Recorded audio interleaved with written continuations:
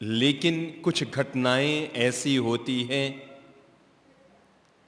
जिन्हें मौके पर कहा और सुना जाए तो उनका आनंद कुछ अलग ही होता है। आज हम जिन सूत्रों में प्रवेश कर रहे हैं,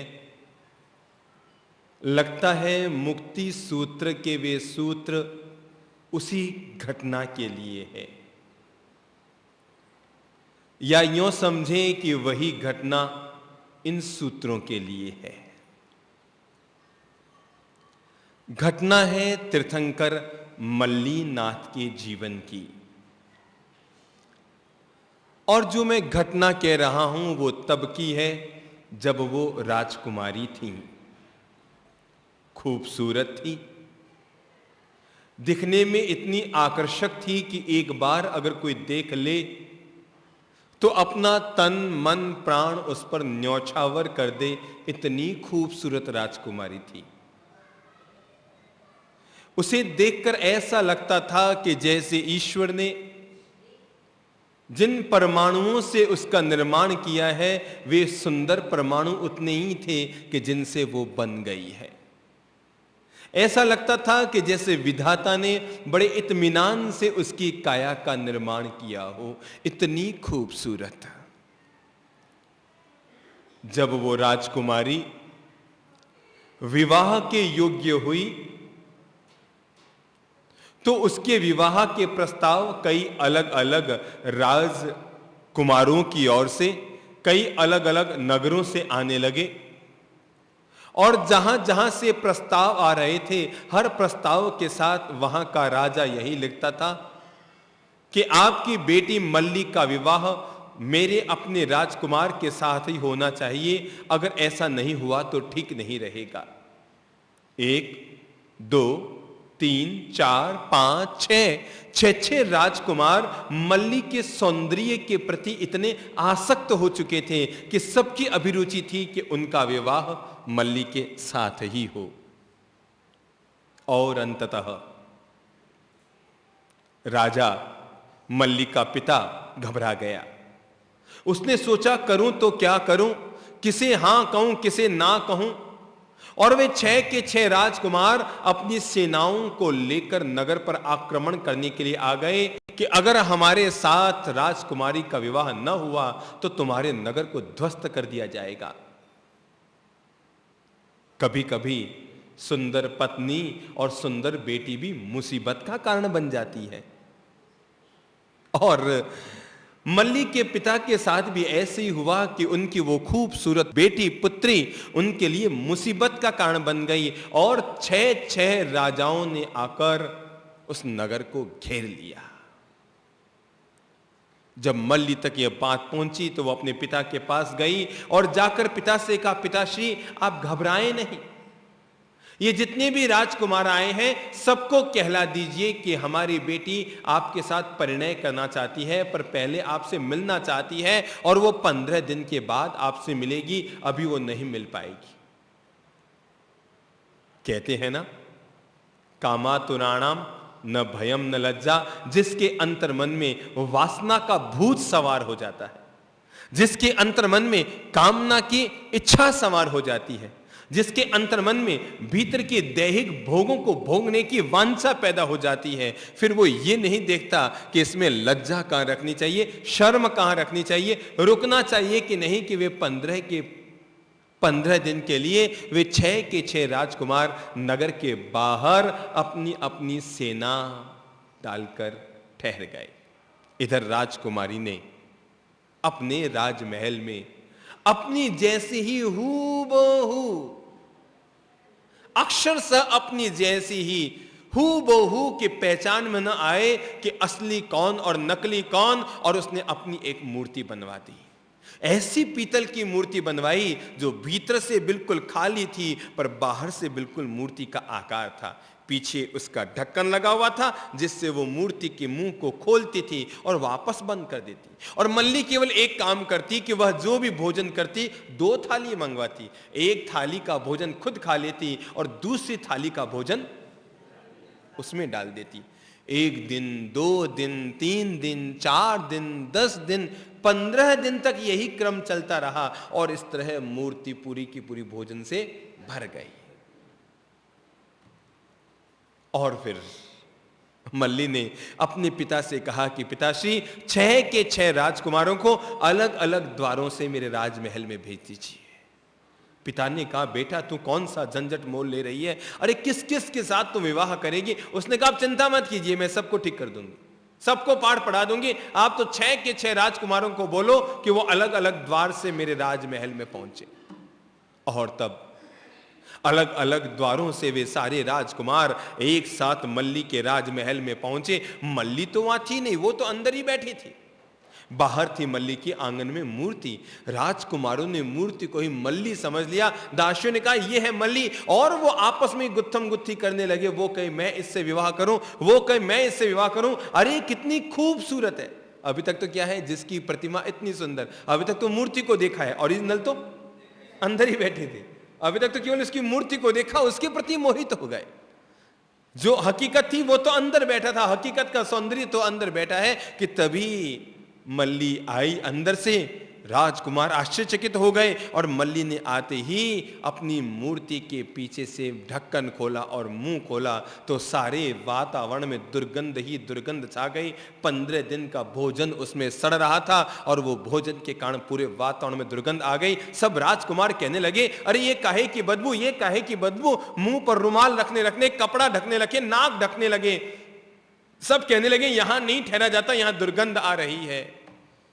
मल्ली मुस्कुराई और कहने लगी राजकुमारों जरा सोचो, इस मूर्ति में तो केवल 15 दिन से भोजन डाला जा रहा है, इसमें से इतनी दुर्गंध आ रही है। और जिस शरीर में इतने वर्षों से भोजन, अन्न, पान, खादिम स्वादिम डाला जा रहा है, जरा सोचो उसमें से कितनी दुर्गंध आती होगी। और सोचो तुम उसी जड़ के प्रति, इसी तत्व के प्रति, इसी पुद्गल के प्रति तुम आसक्त होते हो।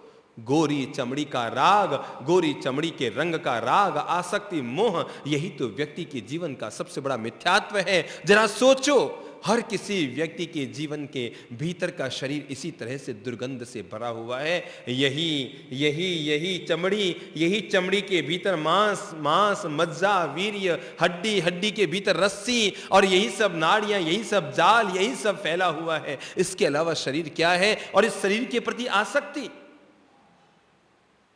मिट्टी से बने हुए इस मकान के प्रति, शरीर के प्रति व्यक्ति की आसक्ति। और मल्ली ने कहा जरा सोचो, ये केवल 15 दिन का भोजन है जिससे इतनी सड़ांध मार रही है। तुम जिस स्त्री के प्रति, जिस शरीर के प्रति आसक्त हुए जा रहे हो, अरे एक बार गोरी से गोरी महिला और गोरे से गोरे पुरुष कितना भी सुंदर क्यों न हो, पर आप जरा एक बात सोचिएगा, किसी भी व्यक्ति के शरीर की चमड़ी अगर उतार दी जाए तो उसके बाद उसका शरीर कितना विभत्स होगा।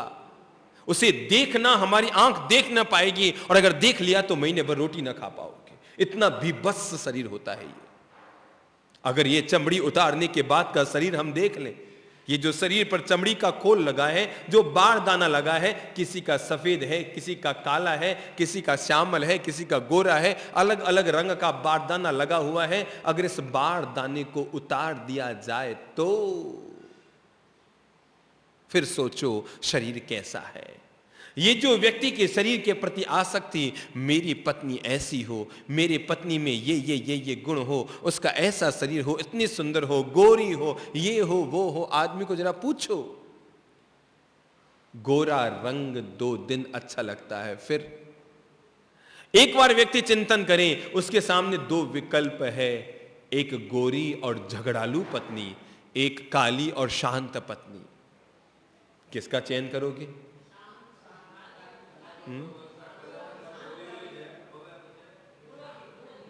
पर एक बार तो चेहरे से देखकर तो आदमी किसका वर्णन करेगा? गोरी का ही। अच्छा, आप लोगों ने चूना देखा है? चूना देखा है ना? लगाया भी होगा किसी के, चूना लगाया भी है किसी के, है ना? चूने का रंग कैसा होता है? सफेद जग होता है। और एक चम्मच चूना मुंह में रख के देखो तो मैं ये बताना चाहता हूं, रंग का जो व्यक्ति के मन में आकर्षण होता है, ऐसी पत्नी हो, ऐसी पत्नी हो, सुंदर पत्नी हो, ये हो, वो हो। मैं तो कहा करता हूं, अगर तुम चाहते हो कि 15 लोगों के बीच कोई तुमको भी देखे, क्या अगर आप चाहते हैं 10 लोगों के बीच कोई आपको भी देखे, तो एक काम जरूर कीजिए, अपने से ज्यादा सुंदर पत्नी कभी मत लाइए। अपने से ज्यादा खूबसूरत पत्नी मत लाइए, ताकि 10 लोगों के बीच कोई आपको भी देख सके, नहीं तो सबके सब उसी को देखते रहेंगे, आपको कौन देखेगा। व्यक्ति के रंग का आकर्षण है, देह का आकर्षण है, देह की अनुरक्ति है, व्यक्ति देह के प्रति जो व्यक्ति के आसक्ति के तार पलते रहते हैं। और ये शरीर आखिर मरण धर्मा शरीर है। दुनिया में किसका शरीर शाश्वत रहा, आप बताओ, किसका शरीर शाश्वत रहा। गोरा आदमी भी मरा और काला आदमी भी मरा, अमीर आदमी मरा और गरीब आदमी भी मरा, कौन शाश्वत रहा। राजा भी मरा तो रंक भी मरा, धनवान भी मरा तो गरीब भी मरा, महारानी मरी तो मेहतरानी भी मरी, मरते सब हैं, शाश्वत कोई नहीं रहता। अमीर भी मरता है, गरीब भी मरता है। ऐसा नहीं कि फुटपाथ पर सोने वाला व्यक्ति मरता है, अरे भाई धीरू भाई अंबानी भी मरता है। मृत्यु सबकी तय है। ये देह, ये काया, ये शरीर आखिर सबकी छूटनी है। और पता नहीं लगा, क्या आपको खबर लगी कि किस तारीख को आपके सिर के बाल सफेद हुए? सबको पता है कि किस तारीख को आपका जन्म हुआ, पर आप कोई भी बता सकता है कि मेरे इस तारीख को सिर के बाल सफेद हुए? क्या आप बताएंगे कि इस तारीख को आपके चेहरे पर झुर्रियां आई? क्या आप बता पाएंगे कि इस तारीख को आपके शरीर पर बुढ़ापा झलकने लगा? बिना तारीख, बिना मुहूर्त के ये सब जीवन में बदलाव आते रहते हैं।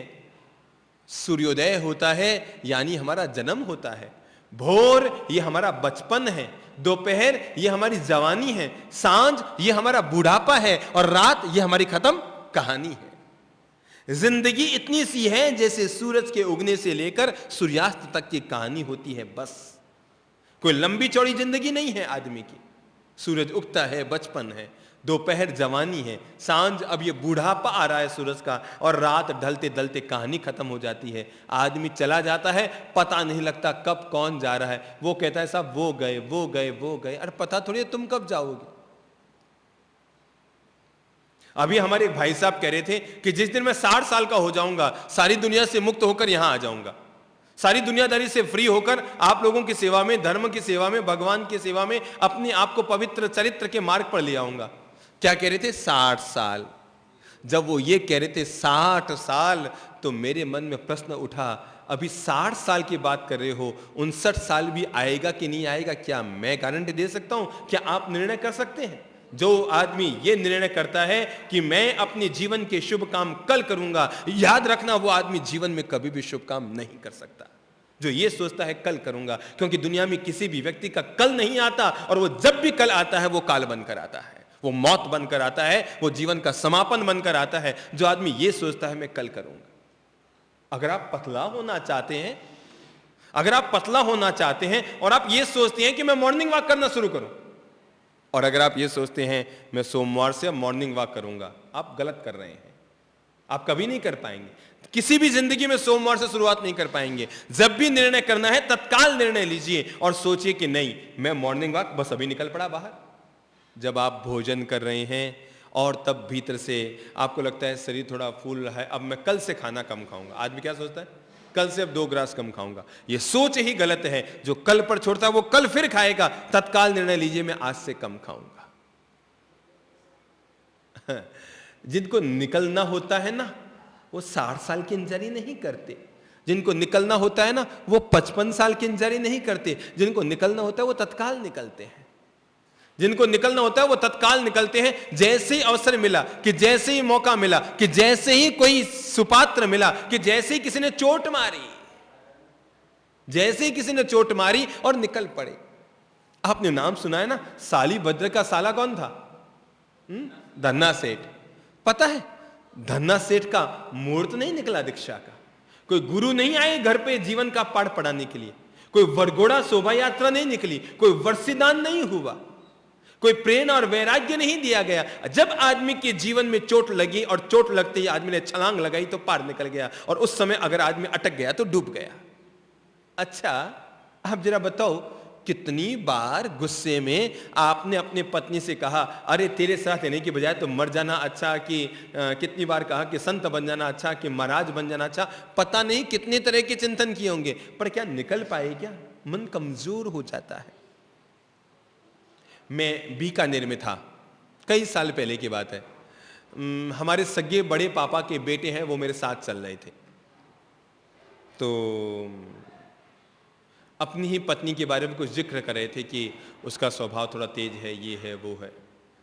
तो मैंने यही मजाक में कहा, मैंने कहा इस बार वो कुछ भी बोले ना तो साफ साफ हिंदी में कह देना कि अब भविष्य में गुस्सा मत करना, हल्ला मत करो, नहीं तो मैं महाराज बन जाऊंगा। क्या कहा मैंने उनको? मैंने कहा अपनी पत्नी से इस बार जैसी कुछ बोले धौंस मार देना, वो हमेशा के लिए चुप हो जाएगी, और कह देना अगर तुम अब चुप नहीं होती तो मैं महाराज बन जाऊंगा। उसने कहा ये तो मैं मरे नहीं कहूंगा। मैंने कहा क्यों? कि वो कहती कहेगी जाओ रवाना हो जाओ, और मेरे में हिम्मत है नहीं निकलने की, और पानी उतार के घर में बैठूंगा। तो मौके तो सबके साथ आते हैं, अकेले धन्ना के साथ थोड़ी आए थे। और वो धन्ना नहा रहे थे, साबुन लगा रहे होंगे, वो जो पीठी लगाते हैं ना बेसन की दही मिलाकर, और वो पूरे शरीर पर पीठी लगा रही थी। वो तो पूरे शरीर को पीठी लगा रही, सुंदर बना रही थी अपने पति के शरीर को, कि तभी सिर पर आंसू की बूंद गिरी। उसने देखा ऊपर, अरे मेरी पत्नी की आंखों में आंसू। जो साली भद्र की बहन है, नगर सेठ की बहन, नगर सेठ की पत्नी, इतने अमीर घर में रहने वाली, राजकुमारों का जीवन भी ऐसा ना हो, राजमहल से ज्यादा सुखी, और उसके आंखों में आंसू। तो उसने कहा क्या बताऊं, दरअसल मेरा जो भाई है ना साली भद्र, वो 16 दिन के बाद संत बनने वाला है। उसने कहा 16 दिन के बाद मतलब? कि वो 32 दिन पहले निर्णय कर चुका है कि मैं संत बनूंगा, और रोज एक एक पत्नी के साथ जीता है और उसका त्याग करता है, रोज एक एक पत्नी के साथ जीता है और उसका त्याग करता है। अब तक मेरा भाई 16 पत्नियों का, और बाकी कितनी रही है? यानी आधा रास्ता पार हो गया उसका। अब वो 16 दिन के बाद संत बन जाएगा। मुझे बड़ी पीड़ा हो रही है, 16 पत्नियों को उसने छोड़ दिया और 16 को छोड़ देगा। पति ने कहा धन्ना ने लगता है तेरा भाई कायर है। अरे जिसको छोड़ना होता है ना वो एक एक करके नहीं छोड़ता है, जिसको छोड़ना होता है वो निकला बाहर। जो घर फूंके आपना के चले हमारे साथ, जिसको निकलना होता ना वो ये नहीं सोचता कि बच्चा बड़ा हो जाए, कि बेटी की शादी हो जाए, कि और कुछ हो जाए, कि और कुछ काम हो जाए, कि घर किसी को संभला दूं, ये घर कौन संभलाएगा। अभी तक बेटा पूरी तरह पांव पे खड़ा नहीं हुआ है, अभी तक बेटा धंधा नहीं संभाल पाता है, कुछ मेरे खाते बही के काम अभी तक बाकी है, बेटा तो अहमदाबाद या मुंबई रहता है, पीछे मकान कौन संभालेगा, वो ये सब नहीं सोचता है। जो घर फूंके आपना, जो अपने घर को तूली लगाने को तैयार होता है, वही निकल पाता है। और याद रखना, मैं तो कहता हूं संत बनना ये तो लव मैरिज करना है, बिल्कुल लव मैरिज करने की तरह है। कि जैसे किसी लड़की को लड़के से वो हो जाए, तो वो हो जाए तो फिर वो करते हैं, और वो करते हैं तो उनके जो वो होते हैं माँ बाप वो तैयार नहीं होते, है ना। लड़की कहे माँ से जाकर पापा जी मैं शादी करूंगी, पापा से कहे पापा जी मैं शादी करूंगी, और उसके साथ कहीं कहते नहीं बेटा अपने कास्ट का नहीं है, अपने जाति का नहीं है, ये है वो है। लड़की को खूब समझाया जाता है, रात भर दिन भर समझाया जाता है, धमकाया जाता है, मारा जाता है, कूटा जाता है, दबाया जाता है, पड़ोसी समझाते हैं, परिवार के लोग समझाते हैं, संतों के पास लाके समझाते हैं, पर अंततः लड़की क्या करती है? उसी के साथ भग जाती है। याद रखना, जितनी हिम्मत लव मैरिज करने वाले लड़के लड़कियों की होती है, जिस आदमी के भीतर उतनी हिम्मत है वही संत बन सकता है। बस कि मां रूठे तो रूठे, बाप रूठे तो रूठे, परिवार टूटे तो टूटे, जाने सब जन्नम में। जिसको जहां जाना है वहां जाए, सारी दुनिया जन्नम में जाए, मुझे कोई दिक्कत नहीं। पर जिसको निकलना होता है ना वो यौन निकलता है, जैसे लव मैरिज करने वाली लड़की घर से भागती। वो ये चिंता नहीं करती मम्मी पीछे बेहोश होगी कि रोटी नहीं खाएगी मेरी चिंता में, कि बाप का क्या होगा। बस मुझे करनी है, मिस करनी है, मुझे निकलना है यानी निकलना है। जिस आदमी के भीतर ये दृढ़ संकल्प होता है कि मुझे निकलना है, वो लव मैरिज की तरह निकल पड़ता है। जो ये सोचता है अच्छा कल निकलूंगा, अच्छा कल निकलूंगा, अच्छा कल देखता हूं, अच्छा कल देखता हूं, याद रखना एक दिन काल उसके सिराने आता है, पर आदमी निकल नहीं पाता, उबर नहीं पाता, मुक्त नहीं हो पाता। जीवन में चोट पर चोट खाता है, जीवन में चोट पर चोट खाने के बावजूद अपने आप को आदमी उबार नहीं पाता, मुक्त नहीं कर पाता, वो वहीं फंसा रहता है, वहीं धंसा रहता है। आप माताजी महाराज को देख रहे हैं, आप तो उमेश सिंह जी संत बनने की सोच रहे हैं तो 2-4 जवाबदारियां आपको याद आती होगी। पर मैं आपको पूछूं, आपकी तो बेटी की शादी हो गई है ना, फिर काहे की चिंता है? आपके तो बेटे की शादी भी हो गई है ना, आपका तो बेटा भी पांव पर खड़ा है ना, अच्छा कमा खा रहा है ना, वो तो 20 लाख रुपए साल का भी कमा रहा है ना, कोई कमी भी नहीं है, मकान भी आपने अच्छा सा बना दिया है, कोठी बंगले सब तैयार कर दिए ना, फिर कोई दिक्कत ही नहीं है, भले कल भी बन जाओ।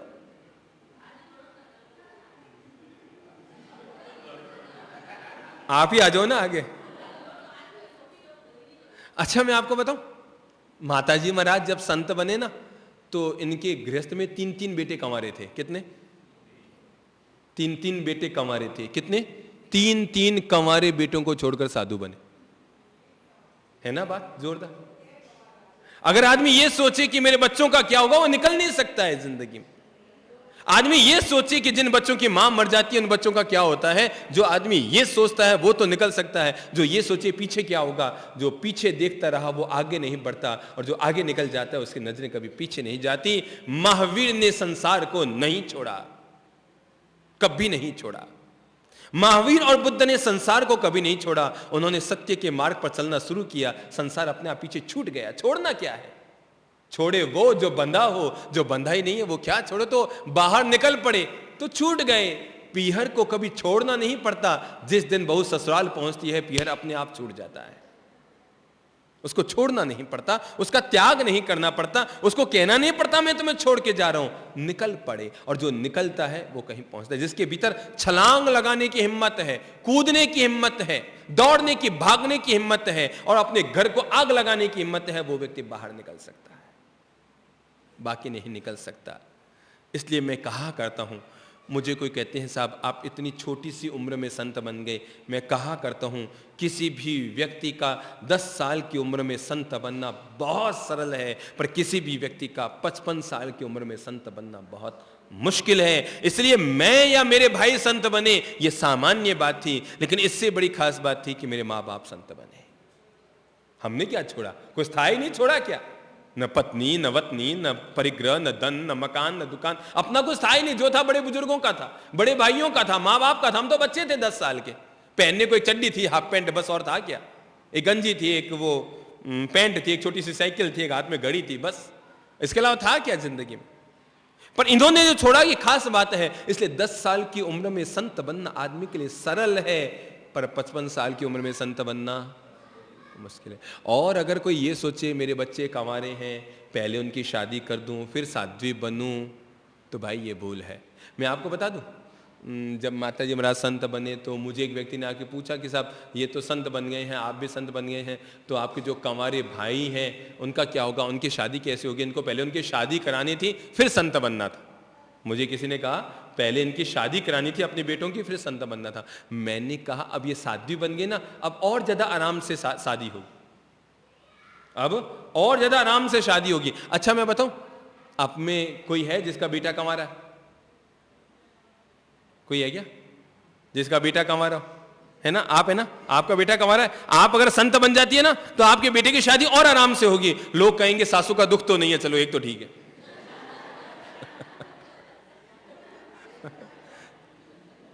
क्यों ठीक है नहीं? क्यों विधान पत्नी जी ठीक है नहीं भाई? एक तो दुख नहीं है, क्यों मधु भाई सा? वो सामना कहेगा एक तो दुख से छुटकारा है, एक सासू का दुख तो नहीं है, एक तो छुटकारा है। तो इसलिए ये मत सोचो कि पीछे क्या होगा, पीछे सारी दुनिया चलती रहेगी, कहीं कोई दिक्कत नहीं आएगी, कहीं कोई प्रॉब्लम नहीं आएगी। जिस आदमी को निकलना होता है, मुक्त होना होता है, याद रखना वो आदमी कभी भी कल की इंतजारी नहीं करता है, और जो कल की इंतजारी करता है वो कमजोर मन का आदमी जीवन में कभी निकल नहीं पाता है, कभी नहीं निकल पाता है। तो ये जो व्यक्ति की देह के प्रति अनुरक्ति, देह के प्रति आसक्ति, देह के प्रति लगाव है, आज के जो सूत्र हैं वो हमें इसी और ले जा रहे हैं कि व्यक्ति अपने इस मरण धर्मा देह के प्रति, दुनिया में किसी का शरीर शाश्वत नहीं रहा। अब देखिए शरीर का बड़ा विचित्र स्वभाव है। आप इसे स्वादिष्ट से स्वादिष्ट वस्तु डालिए, बादाम की कतली, राजभोग, मिठाइयाँ, चुठाइयाँ, नमकीन, मिर्ची बड़े, पर सबका क्रीम एक होके निकलता है। शरीर का गुणधर्म देखें, इसमें से हर चीज कितनी भी अच्छी डालो पर सुबह वापस बुरा परिणाम आता है। आंख में से क्या आते हैं? कीड़ आते हैं। नाक में से क्या आता है? मल आता है। मुंह में से क्या आता है? थूक आता है। पेशाब आता है, लेट्रिन आती है, पसीना आता है, शरीर का हर अंग गंदगी छोड़ रहा होता है। क्या आप किसी के आंख से निकलने वाले कीड़ को खा पाएंगे? क्या आप किसी के थूक को चाट पाएंगे? क्या किसी के नाक से निकलने वाले मनहीन पदार्थ को आप ले पाएंगे? यानी शरीर जो छोड़ रहा है वापस, वो सब का सब अशुद्ध पदार्थ छोड़ रहा है, मल का विसर्जन कर रहा है, चाहे वो पसीने में हो, थूक में हो, नाक से हो, आंख से हो, कान से हो। हर इंद्री हमें नजर आए या न आए, पर हर इंद्री का परिणाम अपने आप में एक जैसा आ रहा है।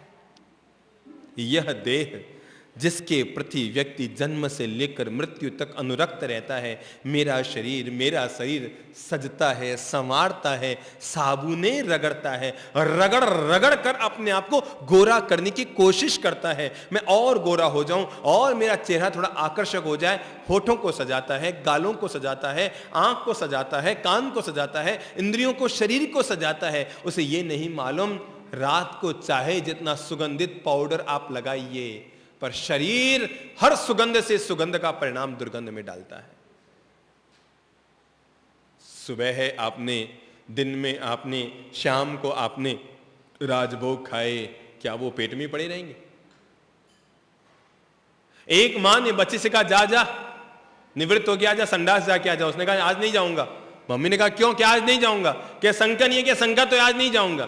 तो मम्मी ने कहा क्यों नहीं जाएगा? मम्मी कल रसगुल्ले खाए थे, थोड़ा और पेट में रखूंगा। पर कब तक रखेगा? सोचो कब तक रखेगा? हर शुद्ध से शुद्ध पदार्थ का परिणाम अशुद्ध निकल कर आता है। यह शरीर के गुण धर्म है। किसी भी आदमी को वैराग्य से वासित होने के लिए गीता की जरूरत नहीं, महावीर की जरूरत नहीं, बुद्ध, राम, कृष्ण की जरूरत नहीं। उसके साथ होने वाली घटनाएं ही उसे परिणाम बताती है। हम शाम को भोजन करते हैं, चटपटे पदार्थ खाते हैं, शादी ब्याह में जाते हैं, यहाँ पानी पतासा खाया, यहाँ पान चूरी खाई, यहाँ पर दही बड़े खाए, उस स्टाइल पर वो खाया, और इतना आकर कहते हैं आज तो खाने में मजा आ गया, मजा आ गया, मजा आ गया। वो मिर्ची बड़े कोफ्ते वो सब खा खा करके आए। जिंदगी में सद्ज्ञान को पाने के लिए जीवन का सबसे बड़ा गुरु होता है व्यक्ति के शरीर से निकलने वाले पदार्थ। और जिस समय निवृत्त हो, अपनी निवृत्ति को देखो और परिणाम को देखो। ओ तो ये है शरीर, कितना भी स्वादिष्ट से स्वादिष्ट भोजन इसको दिया जाए, पर इसका परिणाम यही है। अंततोगत्वा इसका परिणाम यही है। और इस परिणाम को जिसने समझा, उसने जीवन को समझा। वो आदमी कभी जीभ के लिए ललचाएगा नहीं, खाने के लिए ललचाएगा नहीं, स्वाद के पीछे मरेगा नहीं, जिसको पता है कि इसका परिणाम क्या है। इसलिए जब निवृत्त हो तो यूं ही निवृत्त मत हो जाना। अपनी हर निवृत्ति को देखना कि ओ तो क्या भोजन का ये परिणाम है? मैंने बड़ा जायका ले लेकर के खाया था, बड़ा स्वाद ले लेकर के खाया था, पर इन सब का क्या यही परिणाम है? और ये शरीर हर पदार्थ को अशुद्ध करता है। अगर आपके पास डायरी हो तो उसमें जीवन भर के लिए नोट कर लो, शरीर के केवल 2 ही धर्म हैं, केवल 2 ही धर्म हैं शरीर के, और कुछ भी नहीं करता। ये शरीर का पहला धर्म है, ये रोग धर्म है। क्या है इसका धर्म? रोग धर्म है। और इसका अंतिम धर्म है, ये मरण धर्म है। इसके 2 ही धर्म हैं, 2 ही परिणाम हैं। नंबर 1 रोग धर्मा, स्वस्थ से स्वस्थ संत के शरीर में भी कोई न कोई रोग तो हो ही जाते हैं। मुझे कई बार आके पूछते हैं, साहब विचक्षण श्री जी महाराज थे, उन्होंने तो कभी शराब नहीं पी, उन्होंने गुटखा नहीं खाया, उन्होंने सिगरेट नहीं पी, उनके भला कैंसर कैसे हो गया? उनके छाती में, स्तन में कैंसर कैसे हो गया? शरीर क्या है? रोग धर्मा। महावीर के शरीर में भी अतिसार का रोग हो गया था। तो शरीर सबका एक बराबर है, क्योंकि महावीर का शरीर भी मां के पेट से ही पैदा हुआ था। महावीर का शरीर, और जो मां के पेट से पैदा होता है, उन सब शरीरों के धर्म एक जैसे होते हैं। तो शरीर का पहला धर्म है, ये रोग धर्म है। कभी कुछ, कभी पेट दुखना, कभी सिर दुखना, कभी चक्कर आना, कभी पीठ में दर्द, कभी कंधे में दर्द, कभी फोड़ा, कभी फूंसी, कभी लैट्रिन में जलन, कभी पेशाब में जलन, कभी घुटने में दर्द, कभी एड़ी में दर्द, कभी पंजों में दर्द, कभी बैठक में दर्द। कहीं ना कहीं रोज सुबह आप जब शरीर को देखेंगे तो लगेगा कोई ना कोई नया रोग है। शरीर का पहला धर्म है ये रोग धर्म है, और शरीर का दूसरा धर्म है ये जो आया है वो निश्चित तौर पर जाएगा। जो आया है यह सत्य है कि यह शरीर मरण धर्मा है। दुनिया में महावीर, बुद्ध, राम, कृष्ण, किसी का भी शरीर शाश्वत न रहा, सबके शरीर छूटने हैं, छूटने हैं, छूटने हैं, जाने हैं, जाने हैं, जाने हैं। पर आदमी के रंगों का आकर्षण, आदमी के रंग का आकर्षण। हम लोग माउंट आबू में थे, हमारे यहाँ उस समय एक विदेश, कई लोग आते थे, ध्यान शिविर था, एक विदेशी महिला भी वहां आती थी। उसके कंधे पर एक तौलिया लटकता था और तौलिए पर यहाँ कुछ बांधा हुआ रहता था। तो एक दिन ऐसे हमारे पास बैठी, तो हमने पूछा, बहन जी इंडिया में आप कितनी बार? कहने लगे 5-7 बार आ चुकी हूँ, थोड़ी थोड़ी यहाँ की भाषा समझ चुकी हूँ। तो मैंने कहा आपको इंडिया में क्या अच्छा लगा, कैसा लगा भारत आपको? कहने लगे यहाँ के मंदिर बहुत अच्छे हैं, यहाँ के देवालय बहुत अच्छे हैं, मस्जिदें बहुत अच्छी है, भवन बहुत अच्छे हैं, हवेलियाँ बहुत अच्छी है, पर यहाँ के इंसान ये थोड़े कम अच्छे हैं। तो मैं चकराया, मैंने कहा इसका ये अनुभव कैसे हो गया? भाई हम तो जानते हैं हम कैसे हैं, ये बेटी कैसे समझ गई कि हम कैसे हैं? तो कहने लगी भारत के लोगों की 2 कमजोरी है, भारत के लोगों की 2 कमजोरी है, और इसी कमजोरी के चलते अब तक हजारों हजार पद्मिनी जैसी महारानियों को जौहर करना पड़ा। इसी इंसान की कमजोरी के पीछे, इंसान अपने इस कमजोरी को नहीं जीत पाता, इंसान अपने मन की इस कमजोरी को नहीं जीत पाता कि जिसके चलते हजारों हजार पद्मिनियों को अब तक जौहर में उतरना पड़ा और मृत्यु के निकट जाना पड़ा। और वो है भारत के लोगों की 2 कमजोरी, नंबर 1 पैसा और नंबर 2 गोरी चमड़ी। ये 2 जहां नजर आए कि आदमी भगा, ये 2 जहां दिखे कि आदमी दौड़ा, ये 2 जहां आए कि आदमी का आकर्षण हुआ। नंबर 1 पैसा, धन आए मुट्ठी में और धर्म जाए भट्टी में। आदमी के धन आना चाहिए, वो गोबर में होगा तो भी उठा लेगा, धन मिलना चाहिए, चाहे वो कहीं से मिले, कैसे भी मिले, किसी भी रूप में मिले। धर्म को छोड़ सकता हूं पर धन को नहीं छोड़ सकता। और दूसरी आदमी की कमजोरी होती है, और वो होती है गोरी। और वो कहने लगी मैं इंडिया में इसलिए बड़ी बच कर रहती हूँ क्योंकि भगवान, मैं पैसा भी यहाँ लेकर आती हूँ और गोरी चमड़ी दे रखी है, और भारत के लोगों की 2 कमजोरियाँ हैं। मैंने कहा कैसे? तो उसने कहा आप क्या समझते हैं, जो तौलिया मैंने रखा है तो यहाँ की मैंने क्या बांध रखा है? तो मैंने कहा इसमें यहाँ पर तो लोग रोटियाँ बांधते हैं, राजस्थान में खेतों में लोग बाजरे का सोगरा और मिर्ची का कांदा वो सब बांध के ले जाते हैं। उसने कहा बस लोगों को ये भ्रम रहे, मेरा मनी पर्स तो खाली है और सारे रुपये मैंने तौलिया में बांध के लटका रखे, लोग मुझे बूढ़ी समझते हैं और मेरा पैसा सुरक्षित है। 2 कमजोरी हमारी। नंबर 1 आप बहुत ईमानदार हैं, है ना, बहुत ईमानदार है ना, ईमानदार है, पूरी दुनिया में इतने ईमानदार कहीं नहीं है, कहीं नहीं है। मैं शर्तिया कह सकता हूं आपको, जितने भारत के लोग ईमानदार हैं उतने ईमानदार लोग कहीं नहीं हैं। पर हम तभी तक ईमानदार रहते हैं जब तक बेईमानी का मौका नहीं मिलता है। बस हम बहुत ईमानदार हैं पर कब तक? मौका नहीं मिला, और मौका मिल गया तो जैसे हम कहते हैं ना, मतलब निकल गया तो पहचानते नहीं, वैसे ही मौका मिल गया तो हम चूकते नहीं। मौका मिला कि हाथ मारा, मौका मिला कि हाथ मारा, मौका मिला कि हाथ मारा। हम लोग बहुत ईमानदार हैं, पर 5 रुपए के तो ईमानदार हैं, पर 500 का नोट मिला कि मन हिला, है ना, और इसको देखते मन कहता है ठीक है उठा के पर्स में डाल दो, कौन देखता है। ये सब नश्वर काया, आदमी इस नश्वर काया में जीता है, इस नश्वर काया के साथ जीता है, और इसी में व्यक्ति अनुरक्त बना रहता है, सजाता है व्यक्ति से। आज का सूत्र है यह देह आखिर मरण धर्मा, यह देह आखिर मरण धर्मा, देह से उपरत रहे वे शाम हो चैतन्य में, हर क्षण सदा जागृत रहे। हम हो न हो फिर भी जगत है, जगत बस एक सिलसिला, कितने यहाँ आए गए, फिर क्यों करे मन में गिला। यह देह आखिर मरण धर्मा, देह से उपरत रहे।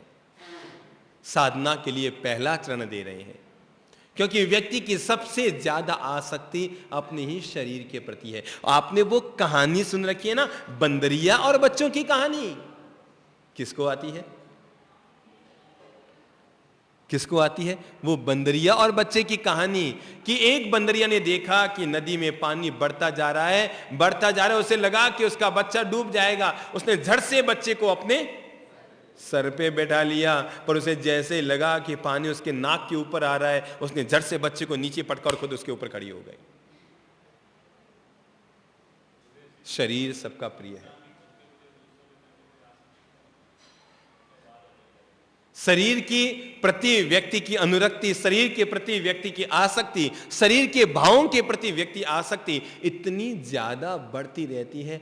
आसक्ति व्यक्ति की इसलिए बढ़ती है क्योंकि उसकी अंतर्दृष्टि हमेशा उसी ओर जाती रहती है। मैंने कहा था ना, जैसा जैसा व्यक्ति का चिंतन होता है वैसा वैसा व्यक्ति का जीवन होता है। आसक्ति का चिंतन अगर व्यक्ति के भीतर चलता है तो आसक्ति से जीता है। और जरूरी नहीं है कि सभी लोग आसक्ति से जीते हों, सबकी आसक्ति अलग अलग तरह की होती है। कुछ लोग पूरे डूबे हैं, कुछ लोग आधे डूबे हैं, कुछ लोग पार निकलने की तैयारी में और कुछ लोग पार निकल चुके हैं। कुछ राग में है, कुछ विराग में है, कुछ वैराग में है और कुछ वीतराग में। चारों शब्दों में फर्क है। कुछ कहां है? राग में है, कुछ विराग में है, कुछ वैराग में है, कुछ वीतराग में है।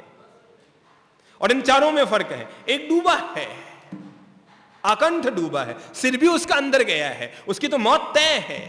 और दूसरा पूरा नहीं डूबा है, सिर उसका दिख रहा है, नाक से वो सांस ले रहा है। तीसरा जो निकलने की तैयारी कर रहा है, मेहनत कर रहा है कि संसार सागर से बाहर निकल जाऊं। और चौथा वो वीतराग है जो बाहर निकल गया है। तो ये जो व्यक्ति की अनुरक्ति है, ये जो व्यक्ति की आसक्ति है, उसे मालूम है साथ कुछ जाना नहीं है, तय है। किसी के साथ कुछ गया नहीं है। किसके साथ गया? सिकंदर के साथ कुछ गया नहीं गया ना, तो आपके साथ क्या जाएगा? हैं? सिकंदर के साथ नहीं गया। कहते हैं जब सिकंदर मर रहा था ना अपने मरण धर्मा शरीर को, पता है सिकंदर कितने साल का हुआ है? कितना? 33 साल का। कोई जिंदगी होती है? 33 साल की जिंदगी जिया। जिस आदमी ने सारी दुनिया को जीता, सारी दुनिया पे कब्जा किया, सारी दुनिया का राजा बना, सिकंदर महान कहलाया। और वो आदमी कितना जिया? 33 साल। और जब वो मर रहा था, अपने को बचाने की लाख कोशिश की, बचा न पाया, तो आखिर मरते मरते उसने अपने पास खड़े महामात्यों से, सेनापतियों से, राजवैद्यों से, पत्रकारों से कहा कि मेरे मरने के बाद 2 काम कर दिए जाएं। पहला काम तो ये है, मेरा जब जनाजा निकाला जाए तो मेरे दोनों हाथ बाहर फैला कर रख दिए जाएं, ताकि ये दुनिया देख सके जो आदमी जीवन भर बटोरता रहा वो अंत में हाथ पसारे चला गया। जो आदमी जीवन भर बटोरता रहा वो आदमी क्या हुआ? हाथ पसारे चला गया, खाली हाथ चला गया। और दूसरा, जहां मेरी कब्र बने उस कब्र के ऊपर शिलालेख में लिख दिया जाए, जो आदमी सारी दुनिया को जीतता रहा वो आदमी मौत से हार गया।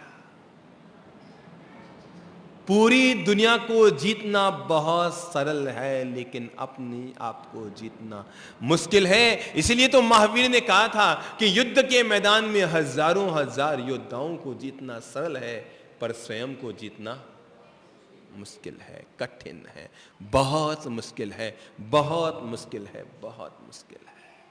ये मरण धर्मा शरीर सबका मरण धर्मा है। जो लोग लिपस्टिक लगा रहे हैं ना, उनका भी मरण धर्मा है। जो नहीं लगा रहे हैं उनका भी मरण धर्मा है। और ये देखते देखते चेहरे के देखा, चमड़ी में झुर्रियां छा गई, बाल सफेद हो गए, कमर झुक गई, घुटनों में दर्द होने लग गए, हाथ में लकड़ी आ गई, दांत हिलने लग गए, टूटकर बाहर आ गए, मुंह से लारें टपकने लग गई। ये सब क्या हुआ? अरे इतना सुंदर शरीर था, इतना प्यारा, इतने राजकुमार जैसा तुम्हारा शरीर था, ये सब क्या हो गया? और देखते देखते सब हो गया, हमें पता भी न लगा कि ये सब कैसे हो गया। क्यों? मधु भाई से बताएंगे ये जो आपके थोड़ी से सिर के सफेद बाल है, ये किस तारीख को सफेद हुए थे? बताएंगे किस तारीख को हुए थे? अच्छा महीना तो याद होगा ना, इस महीने में, अक्टूबर में, जनवरी में, फरवरी में। देखते देखते हो गए और खबर भी ना लगी। है ना? देखते देखते ये बाल धौले हो गए और हमें खबर भी न लगी कि कैसे हो गए, देखते देखते हो गए। और ऐसे ही देखते देखते एक दिन शरीर, और हमें खबर भी नहीं लगेगी कि हम कैसे चले गए। अंततः यह देह, अंततः यह शरीर, अंततः यह काया मरण धर्मा है। इसलिए आदमी को सबसे पहले अपनी देह के प्रति पलने वाली आसक्ति को कम करे, थोड़ी सी कम करे। देखिए, इन इंद्रियों को देखें, आंखों का आकर्षण है, जीभ का आकर्षण है, कानों का आकर्षण है, शरीर का आकर्षण है, सबके अपने अपने आकर्षण हैं। और शरीर को ये चीजें अच्छी लगती है। कोई गोरा चेहरा, कोई गोरा पुरुष, कोई गोरी सुंदर महिला आंखों के सामने आ जाए तो मन को लुभाती है, आंखों का आकर्षण। कोई स्वादिष्ट चीज आ जाए तो बड़े जायके के साथ खाते हैं। अरे आज तो पार्टी में मजा आ गया बाबूजी, आज वो आइटम बहुत मस्त लगा। यानी जीभ का आकर्षण रहता है आदमी के मन में, कानों का आकर्षण रहता है, संगीत अच्छा लगता है, और हाथों को फूलों से छुए तो फूल अच्छे लगते हैं। इंद्रियों के आकर्षण आदमी को बांधे रहते हैं, और उसमें भी एक एक चीज का अलग अलग आकर्षण। कहते हैं भाई क्या खा के आए, कि दाल रोटी खा के आए। मैं किसी को पूछता हूँ भाई क्या खा के आया, क्या, मैं कहीं था एक शहर में, क्या खा के आया, कि दाल रोटी खा के आए। मैंने कहा कल यहाँ आ जाना, या आ जाऊंगा। वो अगले दिन आया तो मैंने अंदर कह रखा था, मैंने कहा दाल को उबाल देना और आटा भिगो के 4 रोटियां बना देना, नमक वमक मत डालना, घी भी मत लगाना, छौंका वोंका मत देना, हींग जीरा मत डालना, बस।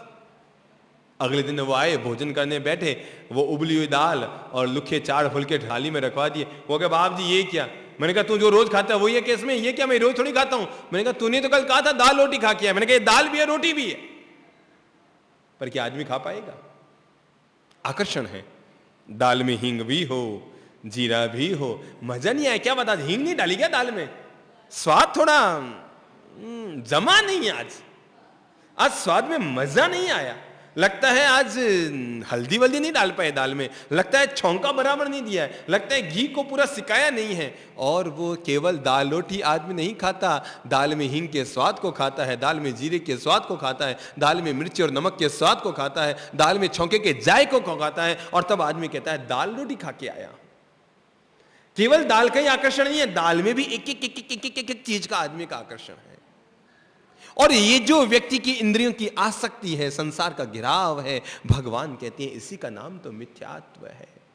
और फिर आदमी शरीर को सजाता है। आज की तारीख में परिवार के 2 ही सबसे बड़े टेंशन है। परिवार के 2 ही टेंशन है। युवक व्यसन में है, लड़का व्यसन में है, लड़की फैशन में है, और परिवार टेंशन में है। बस लड़का किस में चला गया? व्यसन में, लड़की फैशन में, परिवार टेंशन।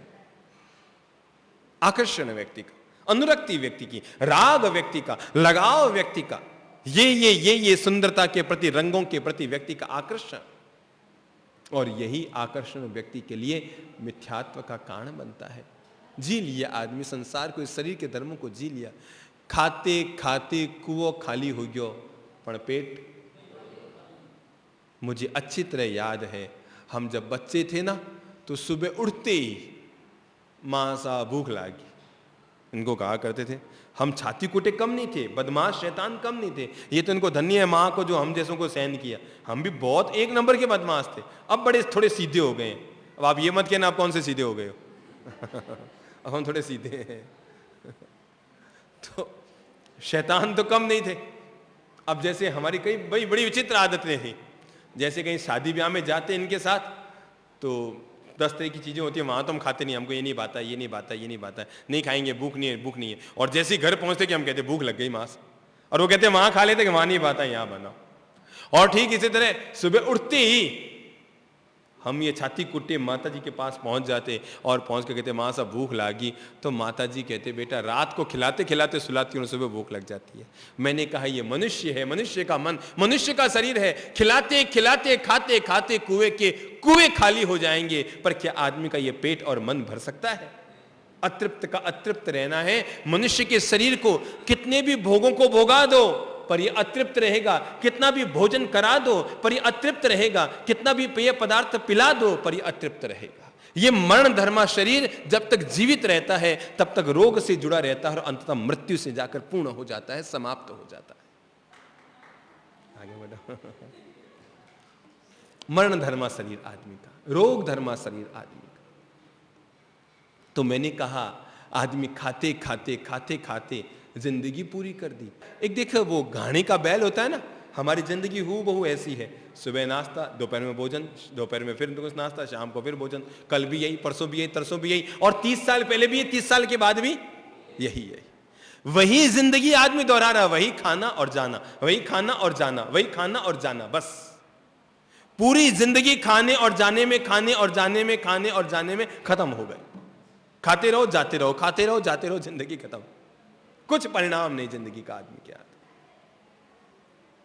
और ये जो व्यक्ति की आसक्ति, अनुरक्ति देह के प्रति, मैं देखा करता हूं कुछ लोग इतने ज्यादा शरीर के आकर्षण में जीते हैं। भगवान ने जैसा चेहरा दिया है ठीक है, अच्छा ही दिया है, अब उस सजाने के चक्कर में महंगे महंगे गहने से सजाएंगे, है ना। अच्छा बताइए तो आपके हाथ में सोने की चूड़ी है ना माता जी, है, और आपके बगल वाले के हाथ में, और इधर वाले पीछे वाले सबके हाथ में सोने की चूड़ियां है ना, सोने की चैन, सोने की चूड़ियां पहन रखी। क्या है सोना, मुझे बताएंगे आप? क्या है सोना? मिट्टी है। क्या है? एक चमकीली मिट्टी है, एक धातु है, बस। मिट्टी भी मिट्टी है। ये क्या है? ये मिट्टी है। और ये क्या है जो पहन रखा है? वो भी मिट्टी है। मिट्टी से मिट्टी को सजाया जा रहा है। देखो, काली मिट्टी को चमकीली मिट्टी से सजाया जा रहा है, काली मिट्टी को चमकीली मिट्टी से सजाया जा रहा है, मिट्टी को मिट्टी से सजाया जा रहा है, और आत्मा मुस्कुरा रही है। इसी का नाम मिथ्यात्व है, इसी का नाम अज्ञान है, इसी का नाम अविद्या है, इसी का नाम जड़ के प्रति आसक्ति है, और इसी का नाम संसार की वासना है। मिट्टी से मिट्टी को सजाया जाता है, जड़ से जड़ को सजाया जाता है, पुद्गल से पुद्गल को सजाया जाता है, और आदमी मुस्कुराता है। एक संत हुए जिनका नाम था रांका और बांका, नाम सुना है ना आपने? पति पत्नी थे। पति पत्नी को भी संत जीवन जीने की मनाही नहीं है। अगर जीना चाहे तो पति पत्नी भी संत जीवन जी सकते हैं, घर में रहकर भी संत बन सकते हैं। और वो ऐसे ही संत थे, अपनी पत्नी के साथ रहते थे पर संत थे। पति का नाम था रांका और पत्नी का नाम बांका। नाम सुना है ना? नहीं सुना है ना? अच्छा आज सुन लीजिए। पति का नाम था रांका, पत्नी का नाम बांका। दोनों बड़े निष्प्रिय वीतरागी आदमी थे। एक दिन जंगल में लकड़ी बीनने गए। शाम को रोटी कहां से खाएं? लकड़ी बीनने गए, सो लकड़ी का लादा अपने कंधे पे रखकर आ रहे थे। आगे आगे रांका चल रहा था, यानी पति चल रहा था, और 500 कदम पीछे बांका चल रही थी, यानी पत्नी चल रही थी। रांका ने चलते चलते अचानक देखा पगडंडी के किनारे एक इतनी बड़ी थैली पड़ी है। उन्होंने थैली को खोला तो देखा उसमें चमकती चमकती सोने की मोहरें थी। पूरा थैला सोने की मोहरों से भरा हुआ था। रांका ने हाथ अंदर डाला, बिल्कुल चमकती हुई, मन को बड़ी अच्छी लगी, इतनी सारी मोहरें, पर सोचकर पराया धन है, मैं हाथ नहीं लगाऊंगा, हम तो संत जीवन जीते हैं पति पत्नी। और उसने थैली वापस बंद कर दी। रवाना होने लगा कि तभी मन में आया पीछे आएगी पत्नी, वो भी उसको देखेगी, कहीं उसका मन लुभा न जाए इन सोने की मोहरों को देखकर, उसका मन लुभा ना जाए, वो उठाकर नहीं ले आए। सो उसने झट से खड्डा खोदा और वो सोने की मोहरें को उसमें दबाने लगा कि तभी पत्नी पहुंच गई। उसने देखा कि उसका पति सोने की मोहरों को मिट्टी में दबा रहा है। तो उसने पूछा, क्या कर रहे हैं आप, ये क्या कर रहे हैं? उसने कहा, कुछ नहीं, बस ऐसे ही, ये सोने की मोहरें थी, मैंने सोचा तुम्हारा मन ललचा ना जाए, सो मैं इसको मिट्टी में दबा रहा था, सोने की मोहरों को। पत्नी को बड़ी जोर की हंसी आई। उसको बड़ी जोर की हंसी आई। उसने कहा, मैंने तो समझा था तुम वीतरागी संत आदमी हो। अरे काहे के धूड़ के संत हो गया? मिट्टी को मिट्टी से सजा रहे हो, मिट्टी को मिट्टी से दबा रहे हो। क्या कहा उसने? मिट्टी को मिट्टी से दबा रहे हो, काहे की बेवकूफी कर रहे हो?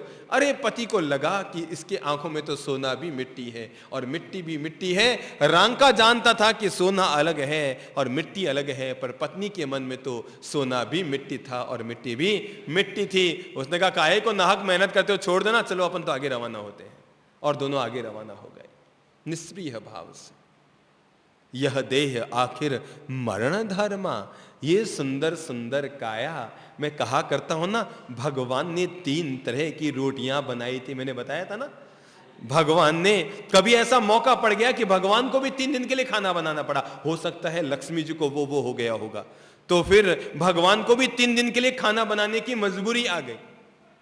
और 3 दिन के लिए खाना बनाने की मजबूरी के चक्कर में भगवान ने रोटी बेलनी शुरू की। अब भगवान जी ने कब रोटी बनाई? अब मुझे कल कोई कहे कि बाप जी रोटी बना दो, तो रोटी क्या, पहले तो बेलने में ही 3 रोटी बेलूंगा, एक में भारत का नक्शा, एक में पाकिस्तान का नक्शा, एक में चीन का नक्शा, नक्शे बनते जाएंगे। क्यों संजय जी? अगर आपकी माँ आपकी बहन कहे भैया 5 रोटियां बनाओ, तो है ना, नहीं बना पाएंगे ना, कोई नक्शे बनने शुरू हो जाएंगे, पाकिस्तान का नक्शा, भारत का नक्शा। और भगवान जी ने रोटी बनानी शुरू की, रोटी को बेला, तवे पे सेका। रोटी बनानी तो आती नहीं थी, सो भगवान जी ने कच्ची कच्ची रोटी नीचे उतार दी, पूरी सेकनी नहीं आई, बिल्कुल कच्ची कच्ची रोटी ये तो नीचे उतर गई। और उस कच्ची रोटी से जो दुनिया बनी, वो अंग्रेज लोग, ये जो गोरे गट्ट लोग होते हैं ना, ये जितने गोरे गोरे लोग होते हैं ना, गोरे गोरे, ये सारी के सारे भगवान की कच्ची रोटियां हैं। और फिर भगवान ने दूसरी रोटी बनाई, आती तो था नहीं, वो जल गई, वो बिल्कुल काली काली हो गई। तो ये दक्षिण भारत के लोग बिल्कुल काले काले ढूस होते हैं ना, वो सारी के सारे भगवान के जली हुई रोटियां हैं। और तब भगवान ने रोटी बनानी सीख ली, एक कच्ची रही, एक जल गई, और तीसरी जो टनाटन भगवान जी ने रोटी बनाई, बिल्कुल सेक कर, बिल्कुल बराबर व्यवस्थित, न कच्ची न पक्की, बिल्कुल स्वादिष्ट, अच्छी सीखी हुई जो रोटी बनाई, वो मेरे जैसे रंग के बिल्कुल सही निकल के आ गई। ठीक है ना? ये देह है, कोई तो भगवान की कच्ची रोटियां हैं, ये देह है, कोई तो भगवान की जली हुई रोटियां हैं, ये देह है, कोई भगवान के बराबर सिकी हुई रोटियां हैं। पर याद रखना, रोटियों की उम्र कितनी होती है, कितना सजाता है आदमी से, रगड़ता है साबुन और रगड़ता है, रगड़ रगड़ कर। वो हम कहा करते ना, आखी उम्र लगाए लेनी लक्स रेक्सोना साबू, अरे फिर भी काड़ा का काड़ा रह गया जगजीवन राम बाबू। लगाओ रहो साबुन, घिसता रहो। अरे कितनी घिसते घिसते साबुनियां खत्म होगी, पर काया तो जैसी है वैसी की वैसी रही। काया का रंग, काया का रूप, काया के गुण धर्म सब वैसे के वैसे परिवर्तन और रोज बदलते हैं। जैसे नदी में पानी बहता है ना, क्या पता लगता है आगे का पानी कहां गया, पीछे कहां से आया, अपने आप बह रहा है। वैसे ही ये शरीर धीरे धीरे धीरे धीरे, बचपन से जवानी आई, जवानी से बुढ़ापा आ जाएगा, बुढ़ापे से रोग आ जाएंगे, रोग से मृत्यु आ जाएंगी, और पता भी नहीं लगेगा कब जन्मे कब मरे। कल जन्मे थे, कल मर जाएंगे, आज एक दिन की जिंदगी जी लो, वही काफी है। कहते हैं दशरथ के सिर पर एक सफेद बाल आ गया था, है ना, कहानी मालूम है ना, हम लोग कहा करते हैं ना। और अपने सिर के एक सफेद बाल को देखकर दशरथ के मन में वैराग्य जग गया। वो आए रनिवास में और आकर अपनी पत्नी से कहा, बस कौशल्य अब बस, कैकेयी अब बस, सुमित्रा अब बस, अब संसार का कोई भोग नहीं मेरे मन में, मैं तो मुक्त हुआ और संत बनूंगा, कल राम को राजा बनाऊंगा और मैं सन्यासी बन के बाहर निकल जाऊंगा। रानियों ने कहा, ये क्या, रात को तो बिल्कुल वैसे थे और अभी ऐसे, ये क्या हुआ अचानक? कहा, देखो मेरे सिर का ये बाल सफेद हो गया है, यानी जीवन को अब बदलने का अवसर आ गया है। दशरथ सिर के एक सफेद बाल को देखकर राजमहल के राग को छोड़ सकते हैं। आपके सिर के सारे बाल सफेद हो जाएं तब भी आप दुकान के राग को अभी तक नहीं छोड़ पाते हैं। यह है व्यक्ति का आकर्षण, राग, मूर्छा, आसक्ति।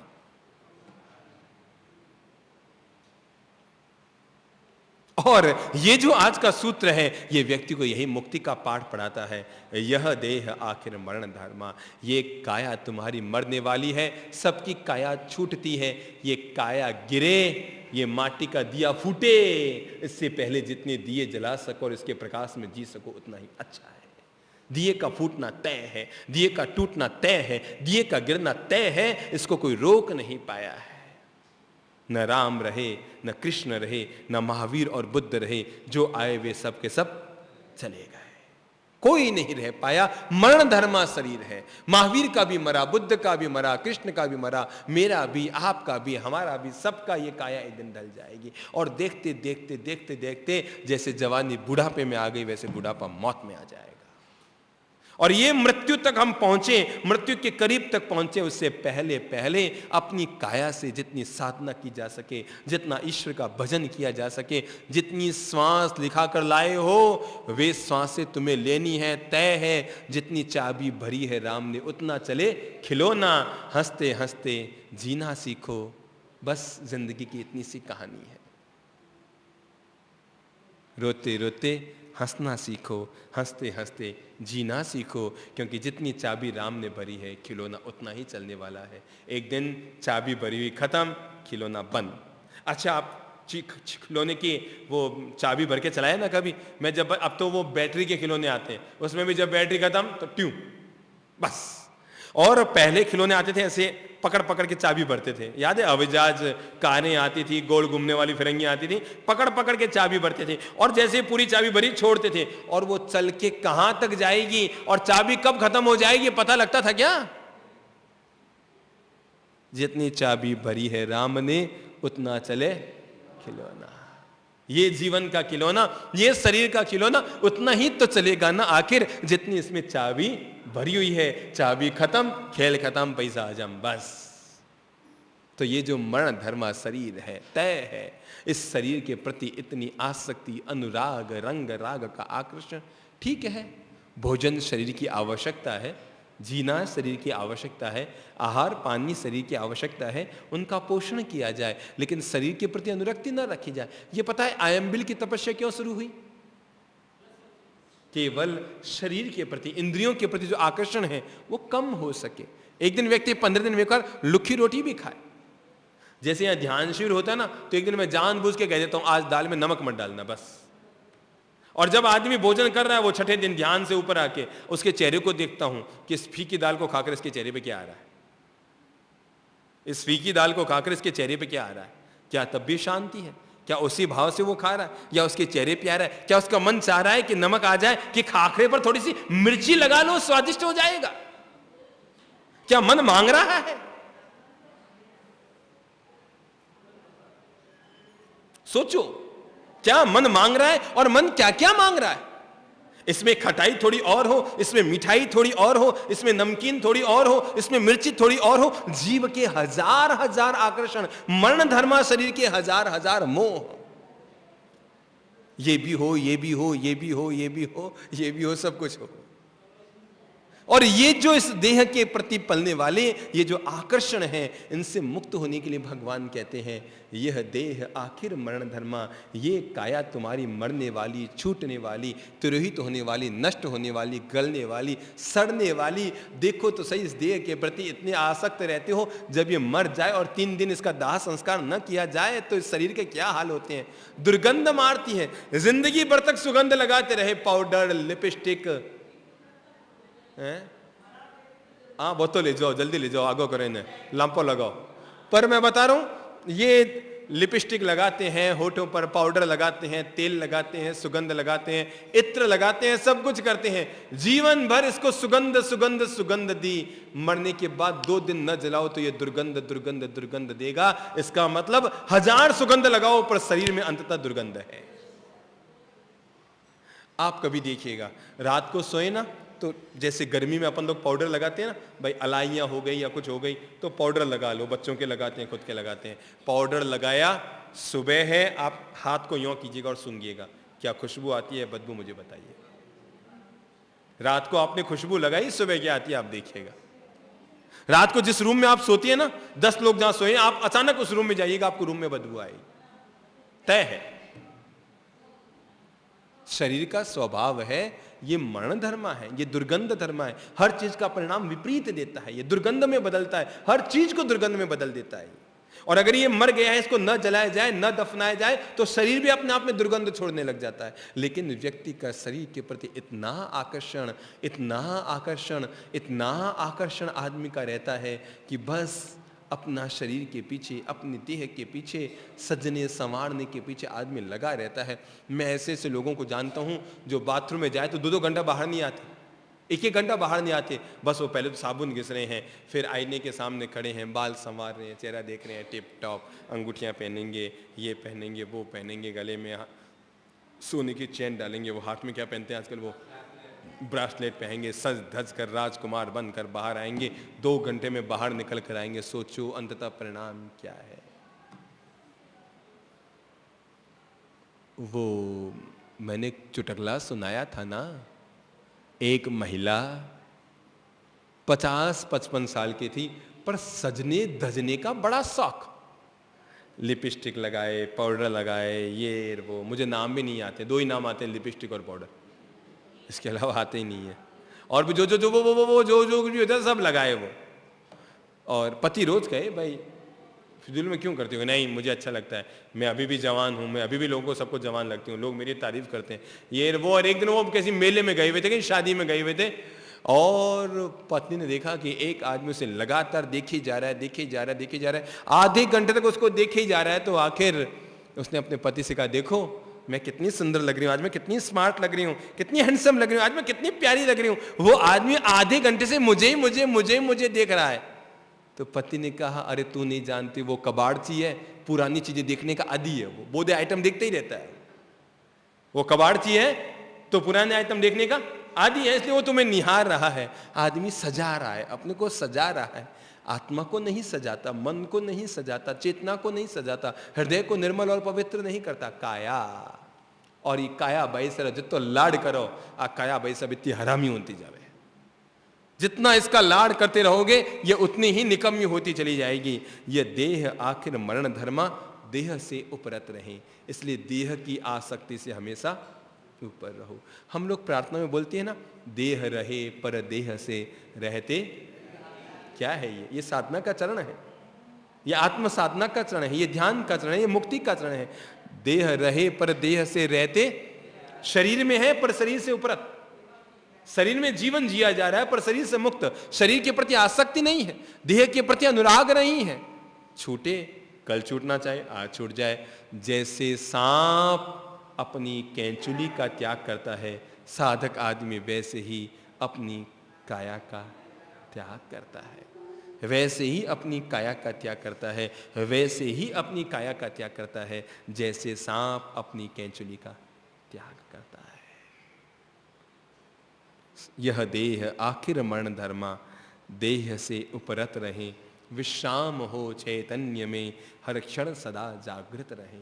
अपने आप में विश्राम करो, खुद का आनंद भी लूटो। संसार का आनंद ले लिया, दुनियादारी का आनंद ले लिया, भोगों को बहुत भोग लिया और निवृत्त नहीं हो पाए। और जैसे श्लेष्म में, कफ में मक्खी फंस जाती है ना, हम वैसे ही फंसे रहे, बाहर ना निकल पाए, उबर ना पाए, अपने आप को मुक्त ना कर पाए, निकाल ना पाए, अपने आप को बाहर ना कर पाए। जैसे कफ में मक्खी फंसी रही, वैसे हम संसार में फंसे रहे। निकलने के हजार हजार मौके आए, लेकिन हमारा मन, याद करो उस फोटो को, उस चित्र को, कि जिसमें एक आदमी पेड़ पर लटक रहा है, ऊपर से चूहा कुतर रहा है, पेड़ की डाली को चूहा कुतर रहा है, आदमी पेड़ पर लटक रहा है, नीचे कुआं है, कुएं में अजगर है। चूहे ने कुतरते कुतरते कुतरते कुतरते डाली को लगभग पूरा कुतर दिया, डाली हिलने लग गई है, ये टूटे टूटे और टूटने की नौबत आ गई है कि ये टूटे और वो टूटे। तभी ऊपर से मधुमक्खियों के छत्ते में से मधुबूंद टपकता है, टप, और वह आदमी जीभ बाहर निकलता है, फिर बूंद निकलता है, फिर बूंद आती है, फिर बूंद आती है, और चाटते चाटते मधुबूंद का स्वाद लेते लेते आदमी डूब जाता है उसके स्वाद में। चूहा कुतर रहा है टहनी को, टहनी टूटने ही वाली है कि तभी एक राहगीर ने कहा, लो मेरा हाथ पकड़ो, मैं तुम्हें बचा लेता हूं, इधर आओ, तुम मर जाओगे, नीचे कुआं है, कुएं में अजगर है, तुम्हें जिंदा खा जाएंगे, लो मेरा हाथ पकड़ लो। डाली टूटने वाली है, वो कहता है आधा मिनट और ठहरो, 2 बूंद का स्वाद और ले लो, 2 बूंद का स्वाद, 2 बूंद जिंदगी। और वो कहता है निकल कर आ जाओ बाहर, नहीं, 2 दिन और संसार में रह लूं, 2 दिन और संसार में रह लूं, 2 दिन और संसार में रह लूं। मैंने देखा कई लोगों को, हंसी आती है मुझे उन लोगों पर, जब कभी ध्यान शुरू होता है तो हम कहते हैं भैया, वो कहते हैं मेरी पत्नी ध्यान शुरू में भाग लेने वाली है, तो हम कहते हैं ठीक है 24 तारीख की शाम तक ले आना, 25 से सुबह शिविर है। वो कहते हैं बाबू जी 25 को सुबह ले आओ, 24 को तो मेरे पास रख लो। आदमी का आकर्षण, आदमी का मोह, आदमी की कामना, आदमी के संसार के प्रति लगाव, रस छूट नहीं रहा है आदमी से।